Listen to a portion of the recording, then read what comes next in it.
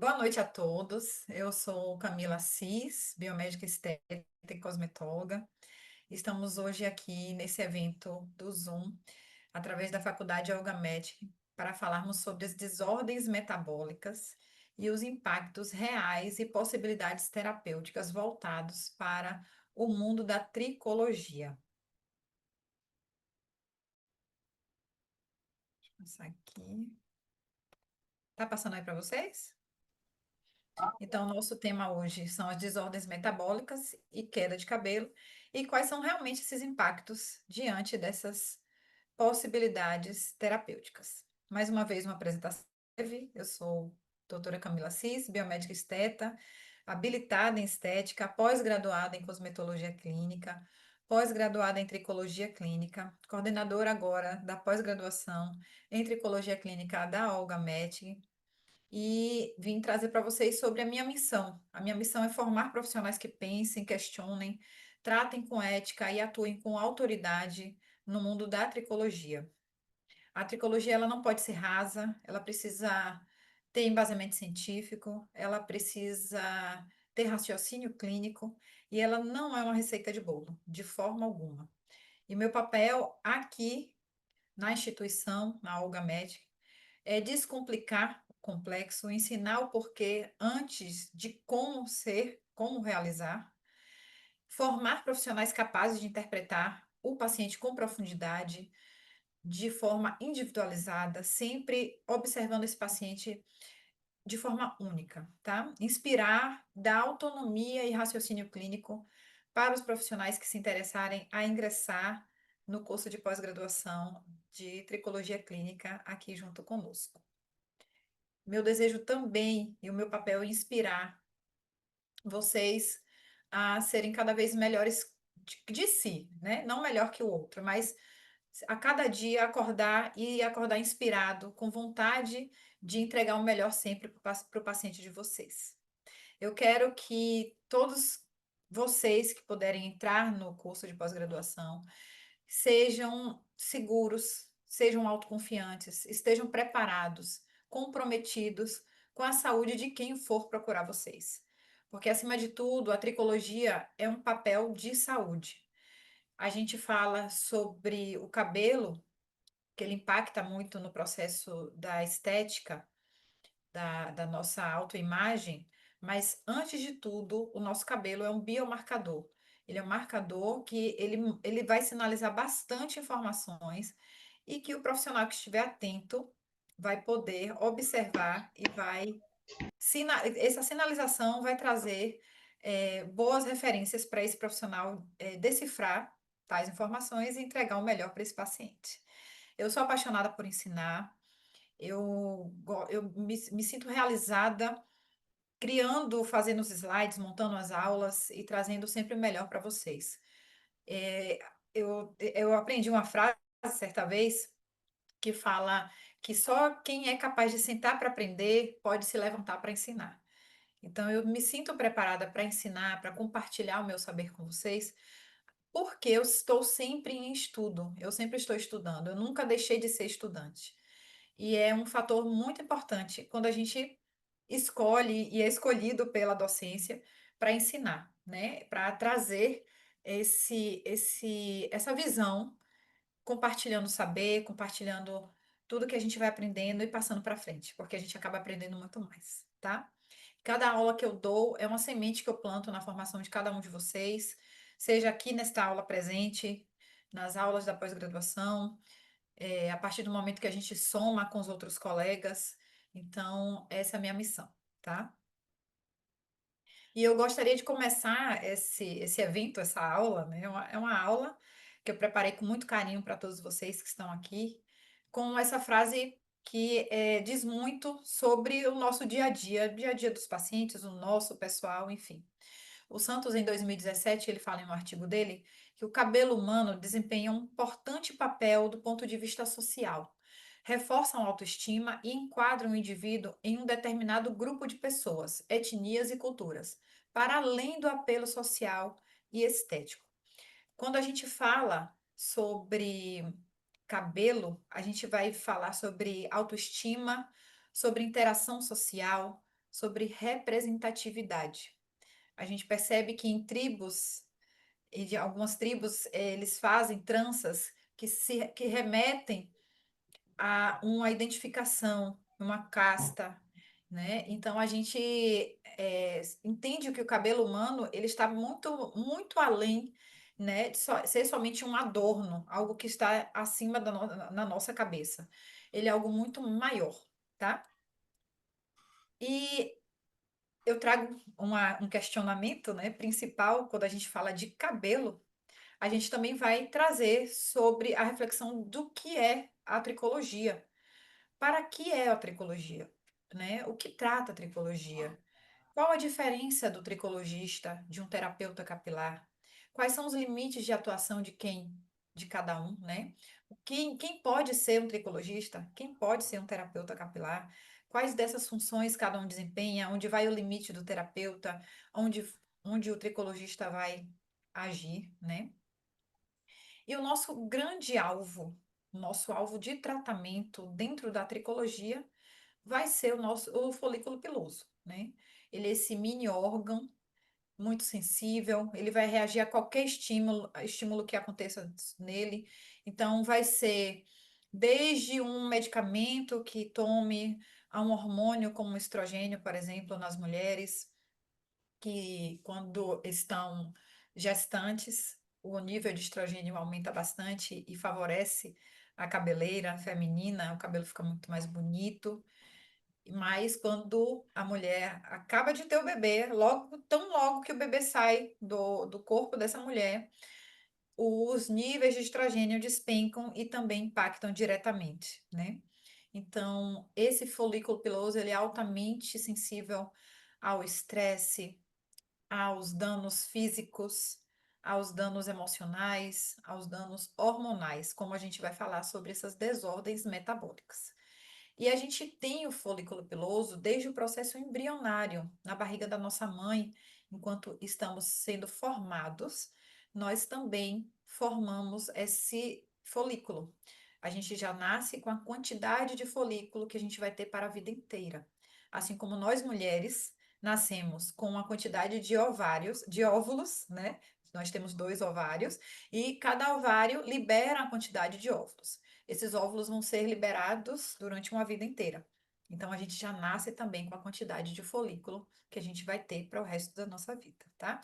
A gente não tem como criar novos folículos. A gente tem como estimular os folículos que estão ali desacordados, estão adormecidos por alguma fase, algum processo de inativação que acontece, tá certo? Então, a tricologia, ela tem a origem na Inglaterra, em 1902, com o objetivo principal de criar alternativas para tratar os problemas que estavam relacionados àquele público naquela época, principalmente como a calvície. E ela tem um sentido semiótico mesmo, tá? Então, ele vem do tricos, fala sobre cabelo, e logia sobre estudo.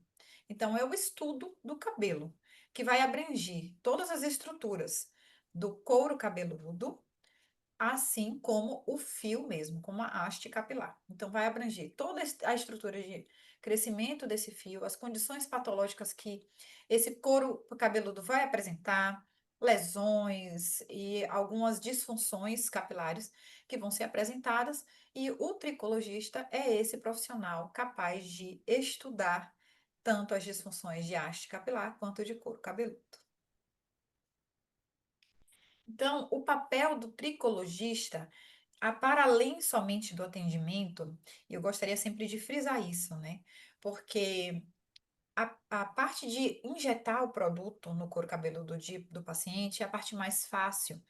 Na prática clínica que vocês terão na pós-graduação, vocês vão perceber isso. A gente vai fazer a prática, né, em clínica lá no momento do atendimento entre vocês, e vocês vão perceber, nossa, é tão fácil, né, a injetar o produto, fazer a mesoterapia em si. Mas o grande desafio do papel de um tricologista é ele poder dominar as disfunções capilares. Tudo que envolve essas disfunções. estudar de forma individualizada esse paciente. Esse paciente precisa ser visto de forma individual. Como a gente vai poder escutar esse paciente? Esse paciente vai trazer queixas, demandas, angústias pessoais que estão sendo refletidas nesse cabelo, que eles precisam ser escutados. Então, para além de tudo, somente da técnica, de dominar uma técnica, nós, tricologistas, somos profissionais que estamos totalmente ligados à parte muito humanizada do tratamento. Então, é um estudo de saúde capilar que a gente vai estudar o couro cabeludo, as características e disfunções que vão interagir nesse corpo. Lembra que eu falei que o folículo piloso, ele é um mini órgão que ele vai receber sinalizações do nosso corpo e ele vai reagir a qualquer uma dessas sinalizações. Então, a gente precisa estar atento a esse diagnóstico para poder entregar um melhor tratamento, a melhor via de condução para esse tratamento para esse paciente. A gente também é capaz de identificar diversas causas que vão promover essas disfunções, esses problemas capilares, como fatores genéticos, hormonais, inflamatórios, nutricionais, ambientais, estressores, né, que traz o processo de estresse. A gente vai ser capaz também de traçar tratamentos personalizados, trazer a personalização para dentro do momento do tratamento desse paciente. A gente observa, eh, para além da necessidade de ter mais tricologistas em Salvador, a gente ter profissionais realmente capacitados, que dominem, que entreguem com satisfação um tratamento para esse paciente, né? Então, a gente vai ter aí essa necessidade desse olhar clínico, desse olhar que vai dominar tanto disfunção como poder associar essa disfunção a que tratamento, qual a farmacologia que eu vou proceder com esse paciente, quais são os ativos que eu vou escolher, esse ativo aqui vai ser mais eficiente, mais eficaz para esse paciente neste momento, porque muitas vezes o paciente ele vai demonstrar e ele vai trazer na sua queixa, ele só vai falar, eu tenho uma queda de cabelo, ele vai relatar de quanto tempo começou, mas ele não vai saber qual tipo de queda ele tem. Muitas vezes ele vem de um outro profissional que vai já ter diagnosticado ele. Mas, por exemplo, um paciente que tem alopecia androgenética, ele pode ter um eflúvio telógeno associado a essa alopecia. Porque ele tem um processo de alopecia androgenética, mas em um momento da vida dele, por exemplo, nos 3 últimos meses da vida dele, ele apresentou um processo de estresse muito grande. E foi desencadeado esse estresse em uma queda de cabelo que vai ser momentânea, mas mesmo assim vai afetar, porque o eflúvio telógeno, ele tem uma ação muito mais rápida e o cabelo cai muito mais do que em uma alopecia androgenética, por exemplo.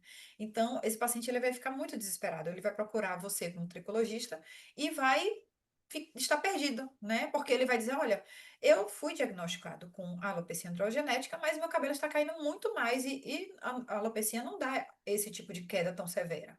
Então, você precisa estar atento a essa sinalização que esse paciente te trazer, certo? Então, educar e orientar esse paciente com a forma de prevenção, de instruir esse paciente, educar. A gente hoje vive uma era muito digital, a era que a gente está ali sempre lidando com tanto os profissionais, colegas nossos, que acabam assistindo nossos conteúdos, mas a gente atrai muitos pacientes que vão se conectar com a forma que a gente vai falar com eles, através das redes sociais também. Então, esse paciente, ele vai observar a sua conduta naquele momento que você está passando aquela informação através de um stories, de um reels, e você vai trazer aquela informação em forma de educação, né? Aquela educação ali de instruir esse paciente, porque muitas vezes eles começam a seguir a gente, começam a observar a nossa conduta em rede social, para depois marcar uma consulta e saber como é mais aprofundada a nossa linha de raciocínio, nossa linha de tratamento que a gente vai ter ali com ele, né? Então, é muito importante esse papel integrativo do tricologista. Além de dominar os estudos, dominar as disfunções, dominar a farmacologia, dominar elementos dos exames laboratoriais que a gente pode prescrever, diferentemente do terapeuta capilar, nós, como tricologistas, nós podemos prescrever. Então, como prescritores, nós precisamos identificar quais ativos melhores, o que aquele ativo vai agir, qual a funcionalidade. Então, ter esse domínio e essa propriedade de embasamento é que vai nos diferenciar no mercado, tá certo? Passei aqui mais uma vez. Ele está demorando. Passou aí para vocês? Agora, passou aqui. Então, o terapeuta capilar, aqui eu trouxe uma tabelinha para vocês verem, né? Mais ou menos elucidar um pouquinho qual é o papel de cada um, tá? Camila, Oi, pois não? não está aparecendo não, os slides não. Para mim não está aparecendo. Para mais alguém não está aparecendo?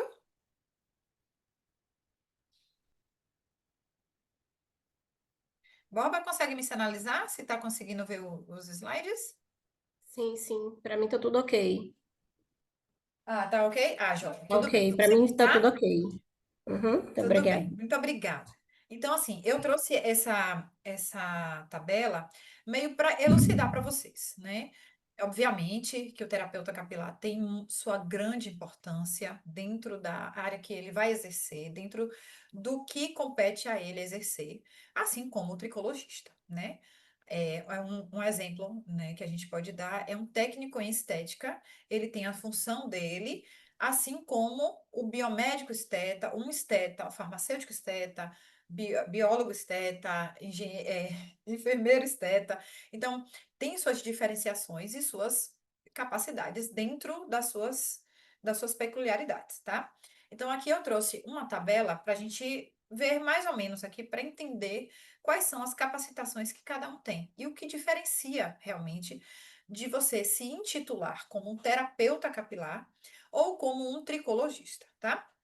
Então, nessa tabela aqui do terapeuta capilar, a gente pode avaliar, a gente pode ver que aqui, o terapeuta capilar, ele avalia a saúde do cabelo, do couro cabeludo, a fim de procurar quais são os problemas, por exemplo, de caspa, de queda de cabelo, oleosidade, quebra, entre outros, tá?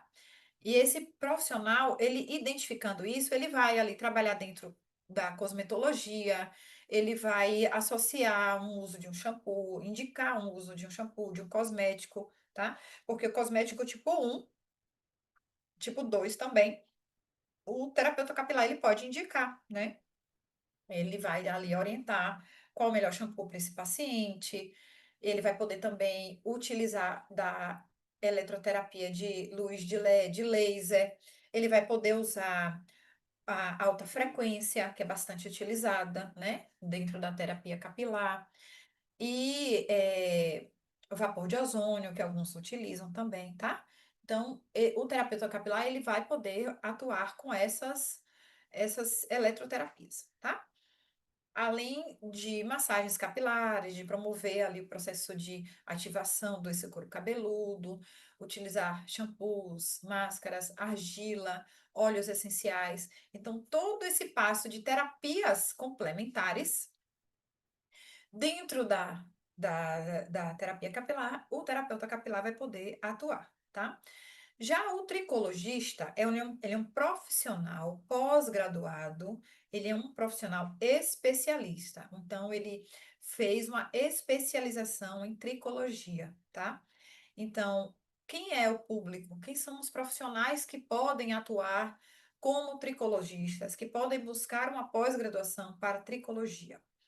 Biomédicos, enfermeiros, biólogos, gente, enfermeiros, eu falei já, não foi? É, ai, meu Deus, esteticistas, né, que tem a graduação, tá? Então, todo profissional de saúde que tenha graduação na área de saúde vai poder fazer uma pós-graduação em tricologia, tá? Então, esse profissional tricologista, ele vai poder realizar a solicitação de exames clínicos. Ele vai poder solicitar, por exemplo, exames de marcadores bioquímicos, como a testosterona, as frações, o DHT. Ele vai poder solicitar uma glicemia em jejum, um cortisol, um PCR, tá? E dentre outras vitaminas também que podem ser solicitadas. Enquanto nós podemos solicitar, nós podemos como tricologistas. A gente sabe que alguns planos de saúde só aceitam mesmo a solicitação de médicos. Então, ainda que o plano de saúde, né, cubra a solicitação somente do médico, você, como tricologista e prescritor dentro do seu conselho, né, acima de tudo, o seu conselho vai reger, dizer, você é um prescritor, você pode prescrever. Então, se o paciente assim quiser, ele vai fazer esse exame particular, porque vai ser aceito, tá bom? Então, a gente pode solicitar esses exames para identificar as causas desses problemas. A gente pode prescrever tratamento com ativos específicos, como minoxidil, finasterida, dudasterida e alguns outros ativos que não são da classe principal, eletiva principal. A gente pode, fitoterápicos, né, como sal palmeto, enfim, tem uma infinidade de ativos que vocês entrando na faculdade, na pós-graduação, vocês vão ter esse domínio com mais propriedade desses ativos, tá? Além de orientar os cuidados capilares que esse paciente precisa ter, passar a prescrever um home care muito direcionado para ele, para aquela queixa que ele está trazendo. Lembrando a esse paciente também que o home care, o primeiro momento do home care não é algo que você vai acertar de primeira, é um alinhamento desse processo até vocês acertarem, porque muitas vezes o paciente ele aparece para uma consulta, você prescreve para ele, passa ali os ativos, ele faz a mesoterapia na clínica, mas quando dá ali um prazo que termina a mesoterapia, ele, com posse daquela receita, ele fica repetindo aquela receita, que às vezes é muito necessário voltar para esse profissional tricologista para poder realinhar dosagem, percentual, qual ativo a gente pode mudar, a gente pode substituir. Então, educar esse paciente para que ele sempre esteja ali em comunhão com você dentro do seu consultório, né? Para você poder ganhar confiança e essa confiança ser mútua, tá certo? Então, esse tricologista também vai poder atuar no diagnóstico e tratamento de doenças capilares, como alopecia androgenética, eflúvio telógeno, as alopecias não cicatriciais, como as cicatriciais. As cicatriciais, elas promovem, como o próprio nome já diz, uma cicatriz nesse couro cabeludo, então vai deixar marcas, esse cabelo não vai nascer mais, né, quando é a cicatricial. Então, você, como tricologista, precisa estar apto para reconhecer através dos achados que vocês fizerem da tricologia, da tricoscopia, identificar esses achados com muita segurança e informar para esse paciente e traçar esse planejamento de uma forma muito mais assertiva. O tricologista é capaz também de realizar mesoterapia, que é a intradermoterapia capilar, tá? No couro cabeludo. A gente pode ainda trabalhar com fototerapia e com a ozonioterapia, que aí a gente pode ser tanto trazendo a ozonioterapia no couro cabeludo, ou trazer a máquina em si, né? Que a gente coloca uma touca, e essa touca é inflada pela o ozônio, para trazer ali a oxigenação para o couro cabeludo, enfim. Todas essas nuances, essas minúcias, vocês vão aprender também na pós-graduação, tá certo? Então, assim, por que acontece a queda de cabelo? Né? E são diversos fatores que vão dar essa desordem dessa queda de cabelo. Dentre elas, a alimentação pobre em nutrientes. A gente pode identificar aqui pacientes que são submetidos à bariátrica, né, a cirurgia bariátrica por redução do estômago, ou independente se for sleeve ou bypass, eles vão ter esse suporte nutricional comprometido, porque ali o estômago ele vai estar reduzido. Então, essa absorção desses nutrientes vão ser comprometidos, tá? A má qualidade do sono, cada vez mais, a gente tem visto a importância da melatonina na regulação metabólica do nosso organismo, não somente para o sono, porque a melatonina, ela traz qualidade de sono, ela regula o nosso ciclo circadiano, a gente tem o nosso ciclo circadiano, então a gente consegue absorver melhor alguns nutrientes pela manhã e outros à noite, então isso é muito regulado pela melatonina, que é associada muito à qualidade do nosso sono, tá certo? Questões hormonais, como SOP, diabetes, resistência insulínica, que eu vou trazer aqui para vocês alguns fatores de desordens metabólicas, vou trazer alguns exemplos, tá? E depois eu vou trazer um tipo de desordem que vai acometer essa afecção capilar e vou trazer uma sugestão de tratamento, só para vocês entenderem a linha de raciocínio toda desse evento, dessa aula aqui hoje para vocês, tá? Então, eu estou trazendo inicialmente o que é tricologia, o papel do tricologista e do terapeuta capilar, e agora a gente vai falar sobre essas desordens, o porquê que acontece essa queda de cabelo, tá? Então, medicamentos acontecem bastante, né? Desde um simples AS até medicamentos oncológicos, medicamentos para pressão, medicamentos para algumas desordens, né, de saúde que o paciente precisa tomar. Aí o paciente vai dizer, eu estou tendo queda de cabelo, eu vou deixar de tomar meu medicamento. De forma alguma, né? Se o médico passou para você esse medicamento, na hora certa, na dosagem que ele passou, você vai continuar utilizando. O que nós vamos fazer são as reduções de danos, porque tudo na nossa vida hoje é redução de dano. A gente vive inflamado, a gente come alimentos industrializados, a gente come muito alimento com baixa energia e entrega calórica.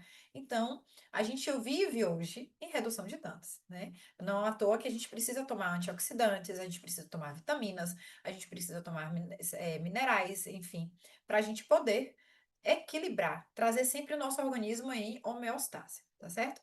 Então, o tabagismo também promove esse processo de queda capilar, doenças inflamatórias, doenças de cunho imunológico, né? Por exemplo, lúpus, psoríase, tá? Vai trazer processo de queda de cabelo, dengue, chikungunya, covid. A gente viu uma queda, assim, perdão, um boom absurdo, né? Logo pós-pandemia, 2021 ali, 2022, quando a gente recebeu essa sinalização da sociedade falando sobre a queda absurda de cabelo. Saíram muitos artigos científicos falando sobre essa associação, tanto dos pacientes que tiveram Covid, quanto dos pacientes que tomaram a vacina, porque a vacina é nada mais, nada menos que o vírus inativado. Então, é apresentado para o organismo esse vírus inativado, e o nosso sistema imunológico é responsável por trazer essa defesa. Então, tanto a Covid quanto a vacina promoveram essa queda de cabelo, tá? Lembrando que a Covid é uma doença vascular. Então, se a gente pensa que o nosso folículo capilar, nosso folículo piloso, ele é um microsistema e que o nosso couro cabeludo, por dentro, ele tem o processo da vascularização, e essa vascularização vai levar os nutrientes, vai também levar a parte nociva, né? Vai levar também os hormônios que vão sensibilizar esse folículo, que vai reduzir a produção desse folículo, tá certo? Então, o estresse do dia a dia, além do estresse oxidativo. Qual é? O de respirar, né? A gente oxida todos os dias, a cada segundo, com o processo da respiração, tá? Além das desordens metabólicas, que vai ser o tema principal aqui hoje, tá? Então, eu trago aqui essa pergunta para vocês. Você sabia que a queda de cabelo muitas vezes começa no metabolismo, bem antes de aparecer na escova de cabelo? Porque o paciente, quando ele percebe o cabelo caindo, ou no chuveiro, ou na hora de estar lavando o cabelo, ou de passar a escova, ou no travesseiro, essa desordem metabólica já aconteceu há muito tempo. Então, e ele nem percebeu, né? E às vezes deixa de fazer o exame com aquela frequência ideal.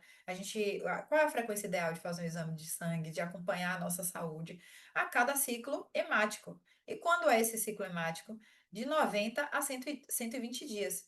Então, nossas hemácias, que são responsáveis ali pela homeostase, pela produção de hemácias de nossas células de defesa, elas têm um prazo para se renovar, que é entre 90 a 120 dias. Então, é o ideal que a gente repita os exames laboratoriais, quando a gente vê algum desequilíbrio, tá?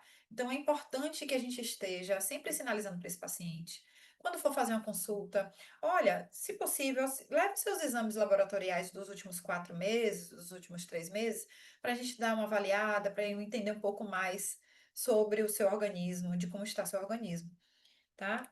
O paciente, de início, quando ele não tem esse costume, ele só tem esse costume quando vai no endocrinologista ou em algum médico, quando ele vê esse profissional, que nós somos profissionais de saúde, que cuidamos de cabelo, que cuidamos da beleza em si, porque não existe beleza sem função. Se essa função está desestabelecida, ela não vai ter beleza, né? Então a gente trabalha assim com beleza, mas antes de tudo com saúde. E a gente trata pacientes que têm ali, no mínimo, a saúde ali estabelecida. A gente não trata pacientes convalescentes, né? Então a gente precisa, sim, observar esses exames e quando o paciente observa esse cuidado, essa atenção para esse ponto de atenção, é infinitamente, a gente ganha muito a confiança deles, a gente ganha muito o respeito deles, porque eles veem que a gente está enxergando eles como um todo, e não somente ali com aquela pressa de passar um protocolo, de fazer uma venda, de atender ele e simplesmente deixar ele de lado, tá? É trazer realmente esse processo humanizado, tá certo? Então, em um cenário que existem diversos tipos de queda de cabelo e que vocês, como especialistas em tricologia, que vão se tornar especialistas em tricologia, vão poder conhecer cada uma dessas. Aqui são algumas, tá, gente, que eu trouxe. E em um cenário que existem diversos tipos de queda de cabelo, como eflúvio telógeno, alopecia frontal fibrosante, alopecia areata, alopecia androgenética, alopecia por tração, líquido em plano pilar, tricotilomania, tínia capilis. O profissional que estiver preparado para avaliar com excelência o seu paciente, ele vai entregar o resultado com mais satisfação. Então, imagine só, você está de frente para um paciente e ficar cheio de dúvidas, né? Naquele momento que você está ali na frente do paciente e aquelas vozes da insegurança na sua cabeça. Ai, meu Deus, ele me falou isso, mas eu não sei associar. Ele me passou essa informação, mas eu não sei o que fazer com essa informação. Então, um profissional tricologista que vai receber esse embasamento, e vai receber toda essa carga de conhecimento lá na Olga Medic, vai ser capaz de identificar qual é a essa queda de cabelo e direcionar esse tratamento de forma muito eficiente, de forma muito tranquila, muito segura, passando essa informação para esse paciente de uma forma que ele vai entender, né? Muitas vezes o paciente, a gente usa termos técnicos com ele, às vezes assusta. Então, a gente pode trazer, por exemplo, né? Um exemplo de alopecia androgenética, né? Um paciente homem ou mulher. A gente explica, olha, sabe nosso couro cabeludo? Nosso couro cabeludo é como se fosse a terra. A gente vai imaginar uma plantinha, um vaso de planta. Então, o nosso couro cabeludo é a terra. Só que muitas vezes, o paciente que tem alopecia androgenética reclama que o cabelo está caindo, mas só vai lá e passa o minoxidil, porque viu na propaganda na internet, porque viu no Instagram, ou porque viu no TikTok, né? É que a gente vê muito essa, essa demanda de produtos. Mas muitas vezes o paciente só vai lá e passa o minoxidil. A gente vê muito dermatologistas e profissionais de saúde passando só minoxidil. Isso aqui, aí eu faço a analogia para ele. Lembra que o seu cabelo, o folículo é a sementinha, o couro cabeludo é o terreno, é a terra. Você pega o minoxidil, que é só água, e joga. Você está trazendo irrigação, você está molhando, você está trazendo irrigação para esse couro cabeludo. Você está trazendo ali uma vascularização, você está trazendo água, está trazendo o elemento ali de trazer mais sangue, né? No caso do couro cabeludo. Mas só que o minoxidil, ele não tem o adubo. Lembra que a gente precisa comprar uma terra com adubo, com os nutrientes? Então, quais são esses nutrientes? São os ativos que eu vou eleger da melhor forma para você a partir de tudo aqui que eu avaliar nesse tratamento, na sua consulta. Então, seu tratamento vai ser direcionado. Não vai ser somente focado no minoxidil. Minoxidil é só uma parte do tratamento. É só um ativo que a gente pode colocar, tá certo? Então, a gente tem que ter essa atenção com esse paciente. Dentro da consulta tricológica, a gente não vai ter algo assim, não existe um bom tratamento sem uma boa avaliação, tá? Então, a gente precisa ter esse foco para poder trazer essa consciência, tá? Então, assim, é imprescindível saber avaliar e reconhecer qual é a alopecia que o paciente possui, para então a gente ser capaz de oferecer um tratamento mais assertivo, mais direcionado, que a gente aumente as chances de resultado e satisfação dele. Porque eu sempre digo, o paciente que procura nós tricologistas, ele vem com uma sede muito grande, né, de resolução do tratamento dele, do problema dele. Só que ele já passou por outros profissionais que só passaram minoxidil, ou que falharam em algum momento, ou até mesmo ele vem assumindo a parte dele, né? A culpa dele. Ele vem assumindo, olha, eu fiz o tratamento com fulano de tal, mas eu deixei de fazer o tratamento, eu abandonei o tratamento. E um paciente que tem alopecia androgenética, ele sabe que ele não pode parar o tratamento, porque enquanto ele estiver em tratamento, ele vai ter o estímulo do crescimento e da inibição do hormônio que promove o enfraquecimento desse fio. Então, esse paciente, ele precisa ter essa consciência. E muitas vezes ele vem com essa consciência, né? Ele vem com essa clareza. Olha, não, realmente, eu tenho alopecia androgenética, mas eu fiz por 3 meses. E geralmente é assim, gente. O paciente começa a fazer o tratamento, ele começa a ver o resultado. Quando dá 3 meses, ele vai embora. Aí passa 6 meses, ele volta. Por quê? Com no mínimo 3 meses que ele vai ver o resultado, tá? Então aí fica uma orientação para vocês, que eu vou passar também em sala de aula, e os nossos colegas docentes também vão passar para vocês, é que na hora de promover um protocolo de tratamento para esse paciente, nunca faça menos de 2 meses.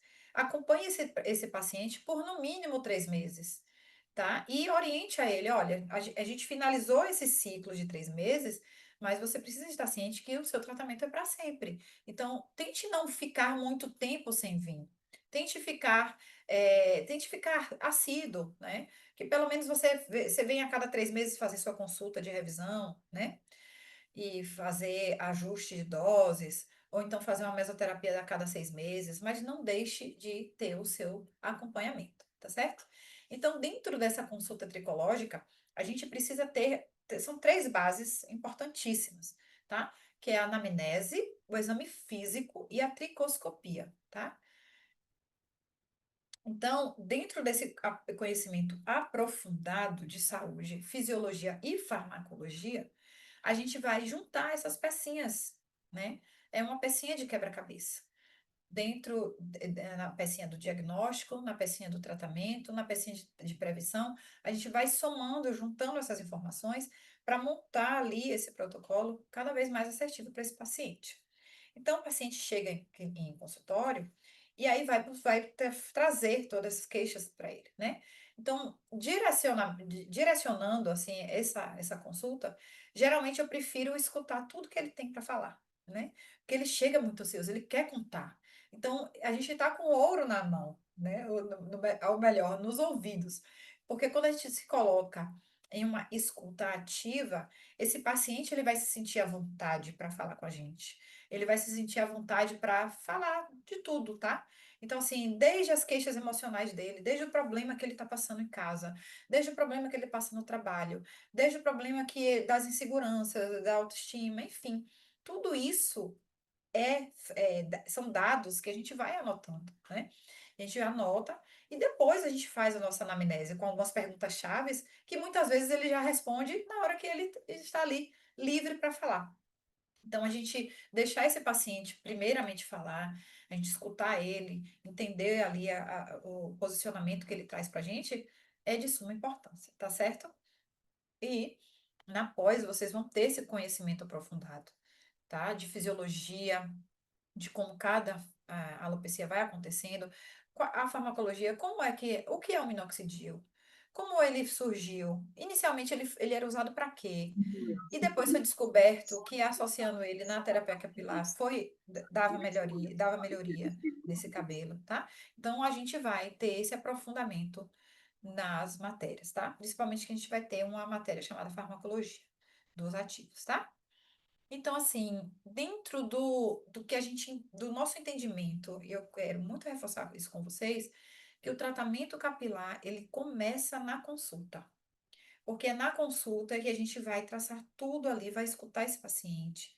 A gente, com uma anamnese bem elaborada, a gente vai trazer a maioria das informações que esse paciente ele vai trazer para a gente. E a gente vai ali anotar, tá?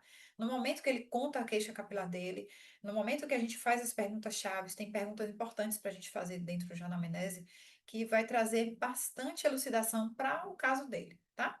Muitas vezes o paciente ele chega com as informações e ele conta pra gente qual é a alopecia que ele tem. Só que ele não sabe a alopecia que ele tem.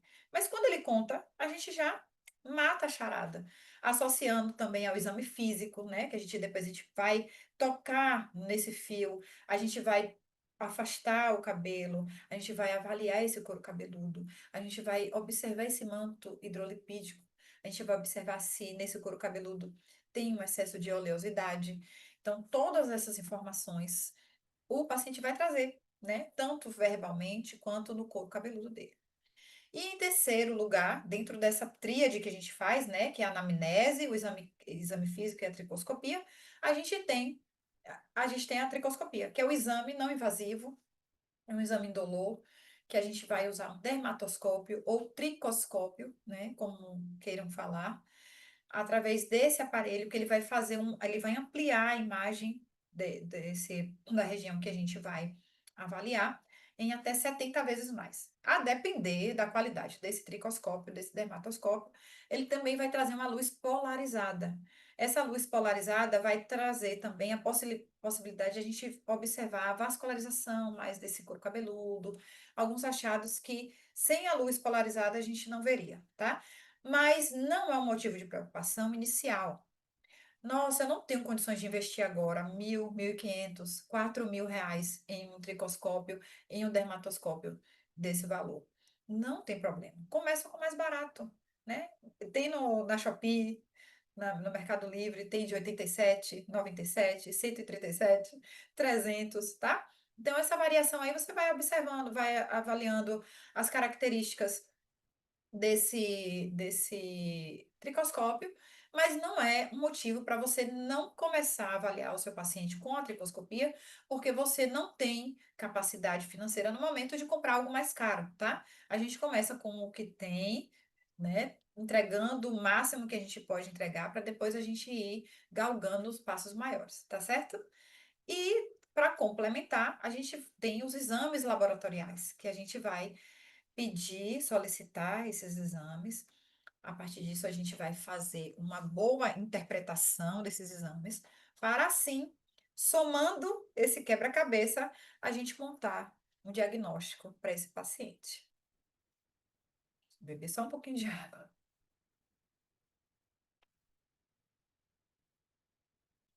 Então, quais são as desordens metabólicas que a gente tem, tá?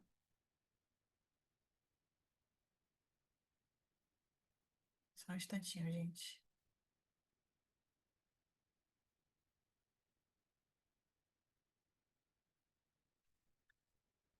É, aqui, até aqui, nesse momento, alguém tem alguma dúvida? Quer falar algo? É, eu vi aqui que Eliane fez uma pergunta, né? Sobre esteticistas podem fazer essa pós-graduação? Esteticistas graduados podem fazer essa graduação, essa pós, tá? Então, se você fez estética e cosmética em nível de graduação, você pode realizar sim. E será muito bem-vinda conosco para aprender esse mundo da tricologia, tá?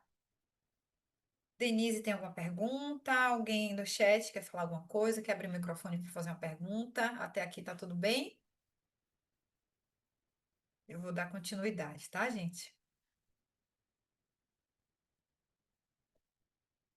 E durante a semana, hoje a gente está fazendo esse evento, a gente vai fazer alguns outros eventos, vai ter a oportunidade de convidar o professor de alguma matéria que vai estar relacionada à matéria dentro da pós-graduação para a gente fazer um bate-papo também, tá?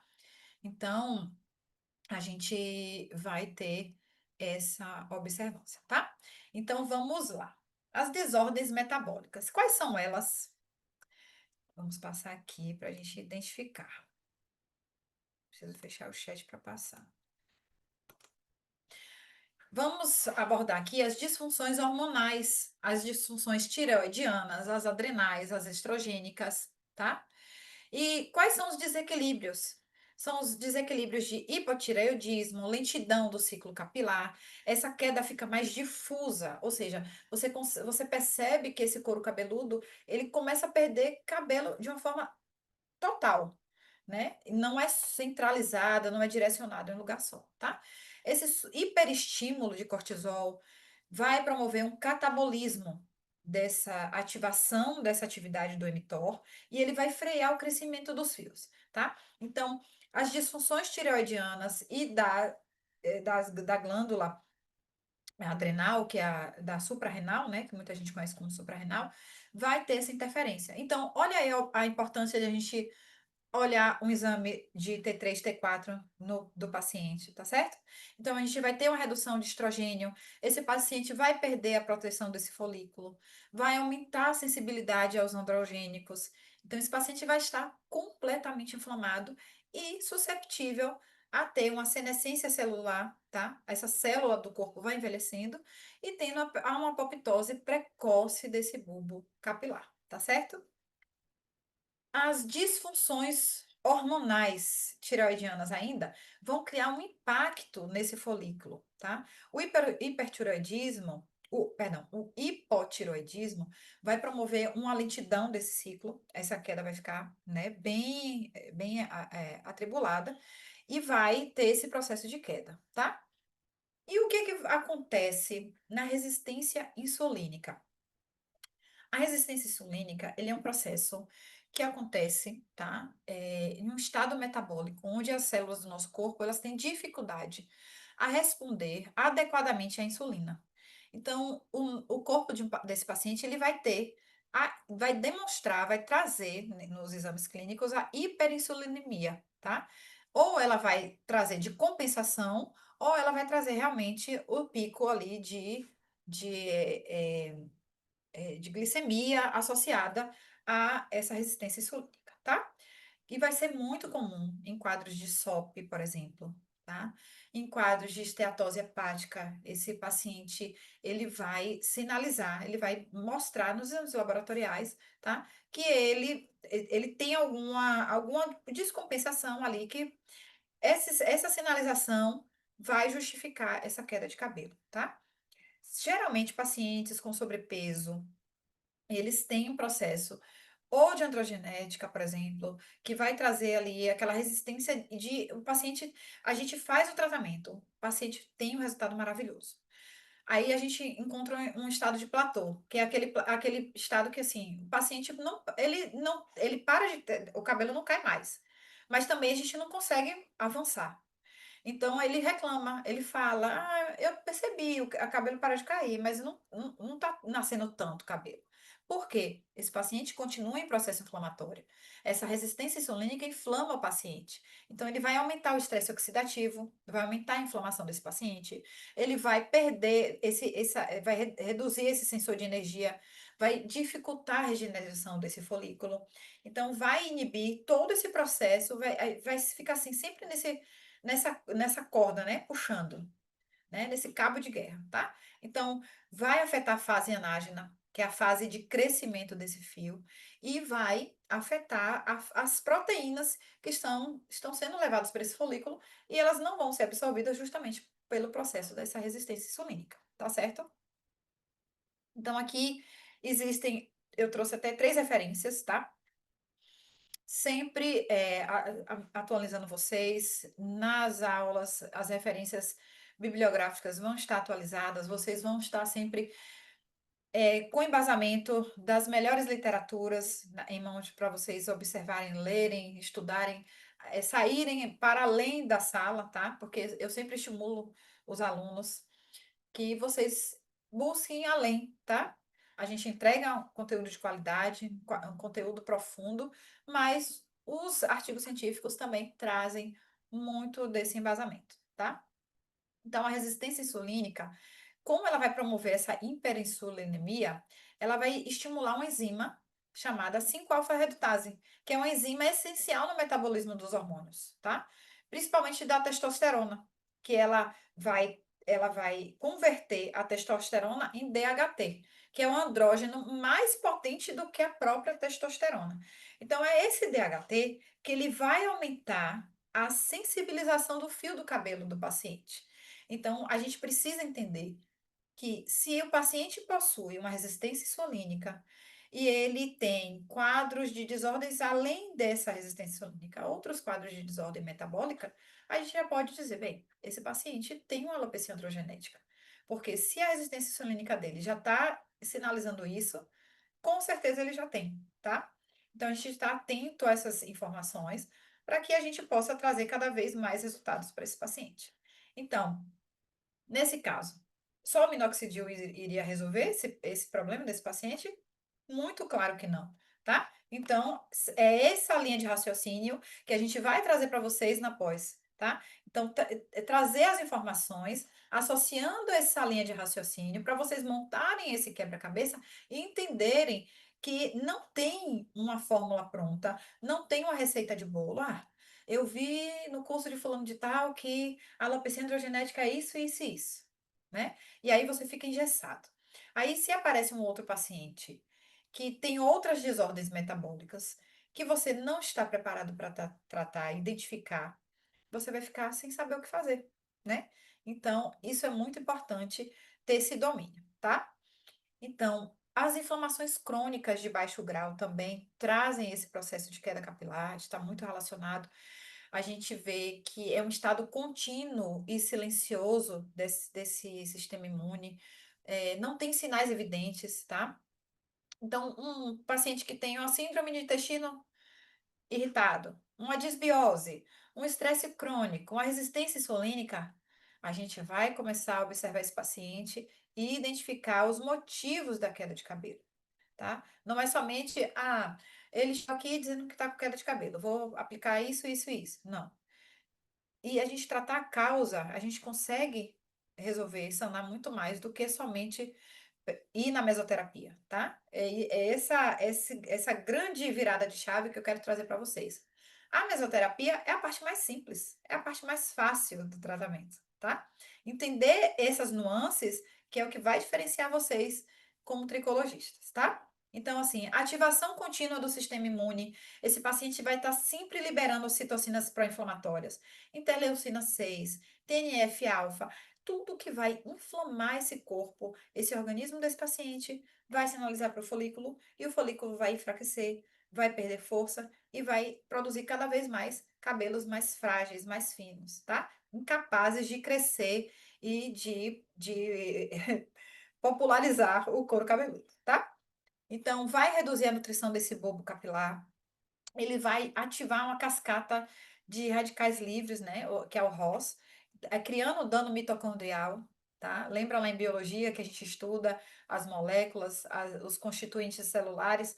A mitocôndria é a grande mãe da célula, ela é a que é capaz de resolver muitas coisas dentro dos danos celulares. Então, se o paciente possui inflamação crônica, com certeza essa mitocôndria também está defasada, está trabalhando cada vez menos e trazendo senescência para esse folículo, tá? Trazendo senescência para um organismo como geral, tá? Porque desde a mitocôndria ela desempenha vários papéis na pele, no cabelo, tá? Nos sistemas, nos órgãos, enfim. Então, ele vai prejudicar o equilíbrio da mTOR, da MPK, bloqueando essa regeneração tecidual. Então, muitas vezes, o paciente que tem inflamação crônica de baixo grau e que tem uma alopecia frontal fibrosante, que é um tipo de alopecia cicatricial, ela vai trazer um processo inflamatório. Com certeza, ela tem um processo inflamatório crônico, ou seja, não tem cura. Você vai ter que estar ali, trazendo uma homeostase para esse organismo, tá? Então, a gente está sempre atento, sempre observando essas sinalizações que o paciente já traz para a gente, tá? Então, eu vou focar aqui em uma síndrome que a gente conhece como SOP, que é a síndrome do ovário policístico. uma das condições hormonais e metabólicas mais comuns entre as mulheres, tá? Geralmente, a gente estima aí que seja entre 70% dos casos são subdiagnosticados, ou seja, mulheres que possuem a síndrome de ovário policístico, mas que não foram diagnosticadas. Então, elas ficam ali naquele limbo sem saber se tem, tá? Então, é um início habitual ali entre os 15 e 25 anos. Ele se desencadeia ali, tá? A principal causa da síndrome de ovário policístico é a anovulação crônica ou a infertilidade. Então, o que acontece? Ou uma coisa ou outra. É, os sinalizadores hormonais femininos, eles liberam para o cérebro vai lá e libera informação para o ovário que ele precisa ovular, né? Todo mês a gente libera um óvulo. E esse ovário, muitas das vezes, ele é sinalizado para soltar esse óvulo, só que ele acaba soltando mais de um. Então, por isso que também é ovário policístico. Ele libera vários óvulos. E libera, só que nenhum deles matura. Então, ali ficam vários óvulos soltos, né, sem maturar, tá? Então, está relacionada e associada ao risco aumentado da diabetes tipo 2. Então, pacientes, observem, comecem a observar. Pacientes mulheres que têm diabetes tipo 2, obesidade, mulheres hipertensas nessa faixa de idade entre 15 e 25 anos, tá?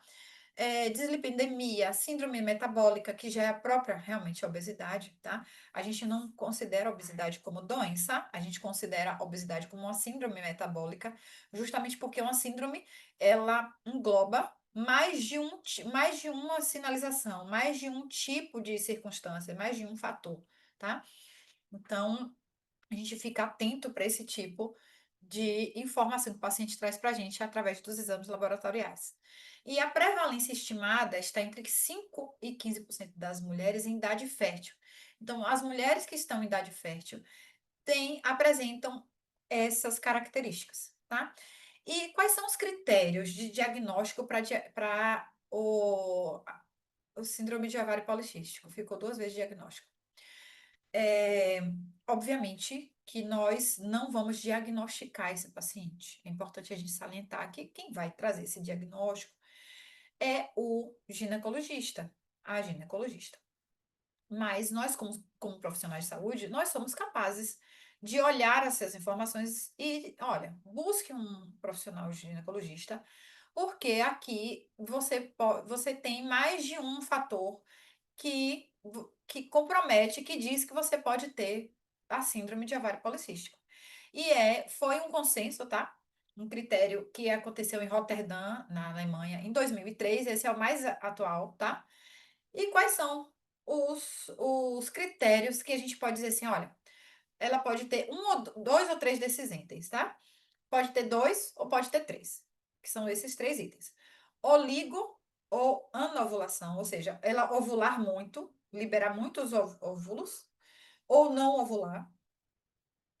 É aquele tipo de mulher que fala para você, olha, eu menstruei esse mês passado e geralmente o tempo da ovulação dela é 25 dias, aí depois 60 dias, depois 45 dias, depois 15 dias, depois 60 dias.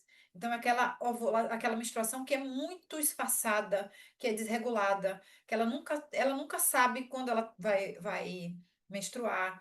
Ou aquela mulher que também, quando está menstruada, ela tem um sangramento muito exacerbado que compromete até a vida dela, né? No dia a dia dela, ela fica constrangida porque acaba, né, tendo um ciclo muito forte, tá? Ela também pode ter ovários policísticos, quando na presença do ultrassom vai ter, tá? Então, vão medir entre 2 a 9 milímetros de diâmetro. O ultrassonografista vai lá laudar isso e vai apresentar essa informação, tá? Ou um aumento desse volume, desse ovário, tá? Maior que 10 ml. São essas características que promovem de duas a três itens. Se ela tiver os três, mais do que comprovado. Se ela tiver dois, também é comprovado, né? Está dentro dessas características, desses critérios. Então, esse ovário policístico, ele é um distúrbio endócrino metabólico, tá? através dessa sinalização endócrina, o metabolismo vai ser alterado e vai promover esse hiperandrogenismo, essa disfunção dos ovários. Então, vai também a mulher que tem a síndrome de ovário policístico vai ter resistência insulínica, vai trazer uma obesidade central, né, no corpo dela. Então, ela vai ter aquele corpo mais curvilíneo, né? Na região que a gente chama do quadril, tá? Então, a gente vai perceber um quadro mais alargado, né? Essa região central aqui também, com essa concentração de gordura localizada, tá? Então, vai ter um aumento de andrógenos periféricos, a miniaturização desses fios vão ficar mais sensíveis, vai reduzir o SHBG, que é um sinalizador de inflamação, e vai mostrar o agravamento dessa queda de padrão masculino, tá? Então, essa testosterona vai estar mais livre no organismo dessa mulher, e essa mulher vai converter essa testosterona em DHT, e que o DHT vai sensibilizar esse folículo, tá? Então, assim, vai aumentar o IGF-1, vai aumentar o DHT, vai acelerar esse processo de anágena. Então, o cabelo que está nascendo, ele vai acelerar e vai cair logo, tá? E aí, a fase telógena vai ficar acontecendo mais vezes, ou seja, a fase final, que é a fase de queda, vai cair mais vezes. Então ela vai relatar: nossa, meu cabelo está caindo muito. Nossa, meu cabelo não cresce daqui. Daqui ele não passa. Sabe? É aquele tipo de paciente que vai dizer assim: nossa, meu cabelo não sai do lugar. Por mais que eu corte, aí um outro mito, né? Que a gente sabe que cortar o cabelo não vai estimular o crescimento, tá? É um mito antigo que não tem embasamento, não tem fundamento nenhum, tá? Então, vai trazer um ambiente inflamatório que vai ativar a senescência folicular, essas células vão envelhecer mais precocemente e não vão mais se replicar, tá? Causando aí um dano possivelmente irreversível de folículo. Uma vez que o folículo realmente está desativado, a gente não consegue mais ativar, tá? Essa síndrome de ovário policístico, ela vai clinicamente se manifestar com hirsutismo, né? No buço, no queixo, ao redor do mamilo, no abdômen. A mulher vai aumentar essa produção de pelo nessas regiões. O hiperandrogenismo, acne persistente, uma mulher que tem SOP, ela tem muita acne, ela perde cabelo, ela tem alteração laboratorial, tá? Nos exames clínicos. 28% dessas mulheres vão ter ovários policísticos, e 15% vão ter a oligoovulação, ou seja, vai ovular muito, vai liberar muito óvulo, mas nenhum vai maturar, tá? O ciclo menstrual é irregular, mais de 50% dessas mulheres vão relatar o que eu acabei de falar, que é não saber exatamente quando o ciclo dela vem, né? Vem 15 dias, vem 50 dias, vem 30, vem 60, fica naquela oscilação, tá? Vai ter um sobrepeso, vai ter uma obesidade ali considerada, tá? E no marcador do exame dela vai estar lá, uma resistência insulínica comprovada, tá? Em mais da metade. É unânime praticamente, né? Você observe aí, 50 a 90%, tá? Então, a síndrome do ovário policístico, ela vai causar o aumento desses andrógenos, vai aumentar esses níveis, a testosterona vai aumentar, vai afetar esse folículo piloso, vai encurtar o crescimento, esse cabelo não vai passar desse crescimento, vai reclamar: nossa, meu cabelo não sai do lugar, né? Então, a gente vai ali observar todas as informações para a gente poder atrasar a fase telógena, né? Atrasar essa fase de queda e estimular e manter essa fase de crescimento, que é a fase anágena, tá? Esses termos também vocês vão aprender, né, na pós, vão aprender todos esses termos direitinho. E aqui né, um bate-papo, né, trazendo sobre essas informações. Essa paciente vai falar também que o cabelo dela, ela tá percebendo que o fio do cabelo dela tá mais fino. Nossa, eu senti que meu fio mudou, meu fio tá mais fino, ele era mais grosso, ele era mais cheio, eu senti o cabelo mais cheio, ele tá minguando, sabe? Ela vai relatar isso, ela vai relatar com até tristeza, porque mexe, né, com a autoestima da mulher, a mulher fica realmente mexida com isso, tá? Então, outros fatores relacionados à resistência insulínica, inflamação, o estresse também. Essa mulher vai aumentar o nível de estresse, ela vai estar em estado de vigília. Essa mulher também vai perceber que o intestino dela não está funcionando direitinho. ela vai ter um intestino preguiçoso, vai demorar de ir no banheiro mais vezes, às vezes relata de 1 a 3 dias, né, sem evacuar. Então, essa mulher é literalmente enfesada, ela é mais, né, mais zangada, porque ela não consegue evacuar sempre, então ela fica ali, né, presa, fica naquela circunstância ali bem estressante, tá? Isso mexe muito com o emocional dessa paciente também. Aí eu trouxe aqui uma tabela para vocês verem uma conexão entre as vias metabólicas e o que tem a ver com a queda de cabelo, tá? Então, a via metabólica da MPK vai trazer a disfunção de resistência insulínica, estresse crônico, vai reduzir a regeneração desse cabelo, vai reduzir a energia celular. O mTOR, quando ele cai, ele vai inflamar, ele vai trazer um processo de inflamação para esse paciente, o catabolismo, vai reduzir o crescimento e a síntese dessas proteínas, tá? As reações de espécies inflamatórias, que é a ROS, vai aumentar o estresse oxidativo, esse DNA, nosso DNA vai ser comprometido, né? E a gente vai ter mais apoptose, ou seja, mais morte celular.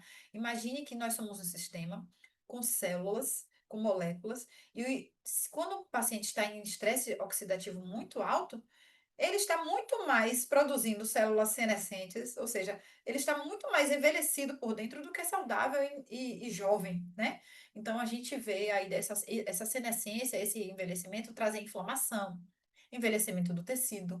Porque o próprio envelhecimento, né, com o passar dos anos que a gente vai envelhecendo, o nosso couro cabeludo envelhece também. E lembra que eu falei lá no início da aula que no momento que a gente está na barriga da nossa mãe, nosso folículo, nossa estrutura tegumentar de cabelo também é formada lá. Então a gente começa a envelhecer desde quando nasce, né? Desde quando vai respirando e vai envelhecendo a cada ano. Então, o envelhecimento afeta o cabelo, tá? A perda dessa função regenerativa também vai acontecendo. A gente vai vendo pessoas mais idosas tendo essa dificuldade de ter mais cabelo. O cabelo vai perdendo mesmo, vai perdendo força, vai ficando claro, vai ficando branco, tá? O cabelo vai ficando branco e vai perdendo todas as propriedades, tá? O envelhecimento promove isso também, tá? E aí, eu vou trazer aqui uma possibilidade terapêutica, trazendo um exemplo da alopecia androgenética, tá? Porque a gente veio falando de androgenética, que está relacionado com a parte genética, e andro vem de hormônio, tá? Então, para esse tipo de alopecia não cicatricial, eu trouxe aqui um tópico bem interessante para vocês, tá? Quem ainda não conhece, quem ainda não ouviu falar da alopecia androgenética, ela é uma alopecia que vai trazer sensibilidade genética e hormonal para esse paciente, tá? Característica física, esse paciente vai dizer que o cabelo dele está mais fino, ele sentiu afinamento. Na tricoscopia, a gente vai colocar o tricoscópio e vai ver padrões de fios diferentes, um fio mais grosso, um fio mais fino, o espaçamento entre esses fios maior, tá? Então, essas informações visuais também vão estar presentes na hora de identificar essa alopecia androgenética. Então, a enzima 5-alfa-redutase, ela vai converter a testosterona em DHT, que vai se ligar a esse folículo, nesses receptores androgênicos que estão presentes ali no folículo e vai enfraquecer esse fio, vai miniaturizar. Eu costumo dizer assim, paciente que tem alopecia androgenética, ele começa percebendo o cabelo dele, digamos, uma nota 10. Aí, da próxima vez que o cabelo dele cai, vai para uma nota 9. Aí, depois, nota 8, nota 7. Cada vez que esse cabelo vai nascendo, ele vai nascendo com uma qualidade menor. Quando ele percebe, já está um grau 5, uma nota 4. Então, esse paciente já percebeu já muito tempo depois, né? Então, ele precisa ter esse start para começar o tratamento, tá? Então, assim, na visão e na sensação do paciente, esse paciente vai falar o quê pra gente? Ele vai ver o cabelo caindo, as falhas vão surgindo, falha nas entradas, a falha no topo da cabeça. Por que vão aparecer nessa região? Em homem vai aparecer nessa região, por quê? É onde o receptor androgênico está presente. Então, quando o homem vai fazer, por exemplo, um transplante capilar, onde é que ele pega a área doadora? Nessa área aqui, ó, na área occipital, que é a área que não é afetada por esse hormônio. Então, a área doadora é sempre perto aqui da nuca.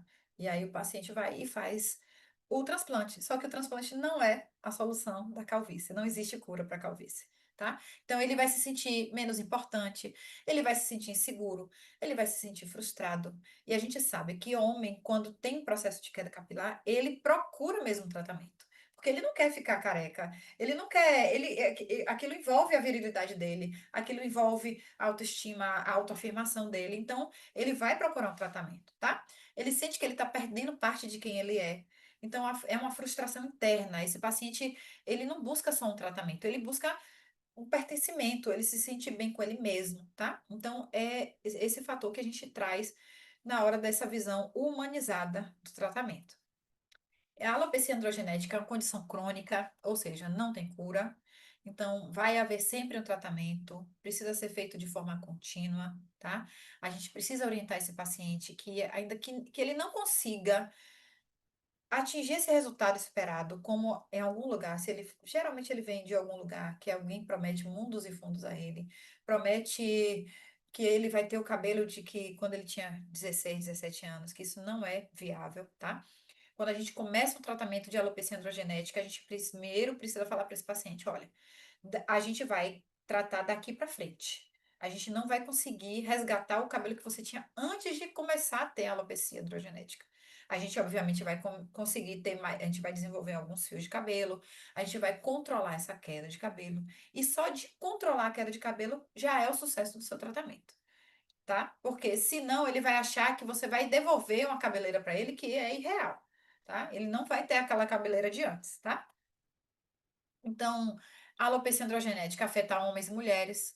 O padrão feminino de alopecia androgenética é diferente do masculino. Ela é mais afetada nessa região central da cabeça feminina. Então, quando a gente vai fazer o exame, a gente abre e divide o cabelo no meio e observa esse afastamento dessa linha central, tá? E a base desse tratamento é ação de anti-androgênicos com ação de estímulo do ciclo capilar. Então, aí sim entra o minoxidil, tá? Porque ele vai estimular o ciclo. Mas quem vai interromper todo o processo do hormônio são os outros ativos, não é o minoxidil, tá certo? Então, assim, a ação antiandrogênica, ela que vai dar o avanço da alopecia androgenética. E aí eu trouxe para vocês uma base, né? Obviamente que vocês vão aprender muito mais em sala, que são o que é que a gente consegue inibir a ação antiandrogênica, que são alguns ativos. Finasterida, a dutasterida, a espironolactona. A espironolactona, ela não seria assim um padrão logo que a gente eletivo, né? A gente traz as duas primeiras, mas traz outras. Aí, obviamente que a gente tem uma infinidade de outros ativos, tá? Pacientes que não querem iniciar com esses ativos, porque todo fármaco tem os prós e os contras, né, que vocês vão aprender lá na pós. E eles podem dizer, olha, eu não quero iniciar com a finasterida, não quero iniciar com a dutasterida. Eu posso iniciar com ativos mais fitoterápicos, né, mais naturais, né, digamos assim. Aí a gente dá a opção para esse paciente, para ele entrar com outras interações e fazer ali o tratamento dele, tá? Então, essas opções medicamentosas são consideradas de primeira linha, tá? Para alopecia androgenética, mas para os profissionais que não trabalham com as prescrições, podem utilizar aí ativos e medicamentos que não trazem esses fármacos, tá? Então, por isso a importância de sermos tricologistas. A gente tem uma infinidade de possibilidades para trazer melhor resultado para esse paciente. A gente não tem uma limitação, né, quando a gente fala em relação ao terapeuta capilar, tá? E aí, junto com essa medicação, com esses ativos, a gente vai trazer essa disposição em dose oral, tá? Trazer essa disposição em dose tópica e sempre de uso contínuo. Esse paciente sempre vai usar esses ativos. Obviamente que dosagem, quantidade, tudo isso a gente reserva, né, para os alunos que forem estar presentes na pós, que eles vão ter esse domínio, vão ali dominar quantidade, como vocês podem associar, se colocar no tópico oral, perdão, se colocar no oral, não colocar no tópico, todas essas informações, essas nuances, essas minúcias, vocês vão dominar muito mais na pós-graduação, tá? Então, associações de terapias, a gente pode usar procedimentos injetáveis, como a mesoterapia, a suplementação nutricional via oral, fototerapia, a ozonioterapia e a utilização de óleos essenciais, tá? Sempre com terapias complementares, por que não, né? Tem pacientes que não querem usar tantos ativos em casa, eu sou mais natural, eu quero um óleo essencial, uma argiloterapia, não tem problema, você pode fazer em casa, tá? Mas sempre lembrando para ele, como a linha de tratamento, né? Primeira essa, então, obviamente que a aceleração desse procedimento não vai ser tão rápida quanto se ele estivesse usando a primeira linha de tratamento, tá? Que a gente elege ali para esse paciente. E são essas nuances que a gente vai pegando, tá? Aqui foi minha apresentação, toda essa minha contribuição com vocês. Vou reservar esses 30 minutinhos, esses últimos 20 minutinhos aqui, para a gente bater um papo, tirar algumas dúvidas. Aqui é o meu contato, tá? Vocês podem me seguir na rede social, doutora Camila Cis. Esse é o número do instituto, da minha clínica. Meu e-mail, o contato da faculdade, entre em contato com a faculdade, tá? Da Olga. Fala com eles, se vocês já tiverem interesse de fazer a inscrição de vocês, a matrícula de vocês, porque nós vamos começar em agosto e a gente vai ter alguns outros eventos assim como esse no Zoom, para trazer mais um bate-papo, mais elucidar mais, né, informações para esse mundo da tricologia, que é um mundo muito maravilhoso, muito muito encantador, mas muito complexo também, tá? Não esperem que é algo muito fácil, assim, no sentido de é só isso, tá? É um mundo realmente que você não para de estudar, você se aprofunda e quem está lá no topo, quem ensina mais ainda a gente continua estudando, né? Quiçá quem está entrando agora. Então, assim, sintam-se muito privilegiados, tá? Que vai ser, assim, uma equipe muito maravilhosa de profissionais muito, muito capacitados para trazer o melhor para vocês, tá? E aí eu estou abrindo agora para vocês trazerem suas perguntas. Quem quiser abrir o microfone e comentar alguma coisa, fiquem muito à